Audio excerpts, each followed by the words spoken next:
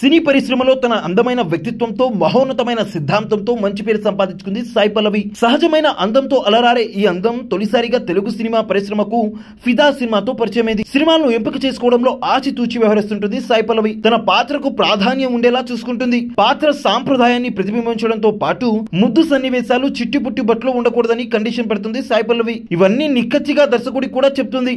అందుకు ఇష్టమైతేనే సినిమా చేస్తుంది. సినిమా సమయంలో ఇలా కాదు అలా అయితే బాగుంటుందనే దర్శకుడి సలహాలు కూడా తిరస్కరిస్తుంది సాయి పల్లవి. హిందీలో రామాయణం, తెలుగులో నాగచైతన్యతో తండేల్ మూవీ చేస్తుంది సాయి పల్లవి. ఇటీవల తన చెల్లెలు పూజా వివాహం వైభవంగా జరిగింది. ఈ ఫోటోలను సామాజిక మాధ్యమాల్లో షేర్ చేసింది సాయి పల్లవి. కెరియర్ పరంగా ఎంతో బిజీగా ఉన్న సాయి పల్లవి కులాంతర వివాహం గురించి గతంలో చేసిన కామెంట్స్ ప్రస్తుతం సోషల్ మీడియాలో వైరల్ అవుతున్నాయి. తన చిన్నతనంలో తమ కమ్యూనిటీలోనే వివాహం చేసుకోవాలని చెప్పేవారని, అలా చెప్పిన వారే కమ్యూనిటీని దాటి వేరే వ్యక్తులను పెళ్లి చేసుకుని సంతోషంగా ఉంటున్నారన్నారు. అయితే వారు మాత్రం తమ ప్రాంతంలో నివసించడం లేదని చెప్పారు. తమ కమ్యూనిటీ వారు వేరే కమ్యూనిటీలో వివాహం చేసుకుంటే వారికి ఎటువంటి వేడుకలకు పిలవరని, అలాగే ఎవరైనా మరణించినప్పుడు చేసే అంత్యక్రియలను కూడా రానివ్వరని చెప్పింది. తన అమ్మా నాన్న కోయంబత్తూరులోని నివసిస్తున్నారని వెల్లడించింది. సినిమాలు చేసిన తర్వాత మన గురించి బయట ఎంతో మంది ఎన్నో రకాలుగా మాట్లాడుకుంటుంటారని, అటువంటి వాటిని పట్టించుకోవద్దని, అలాగే పిల్లలను బ్లాక్మెయిల్ చేయకూడదని, అది చాలా ఇబ్బందికరంగా ఉంటుందని నాన్నతో స్పష్టంగా చెప్పినట్లు తెలిపింది.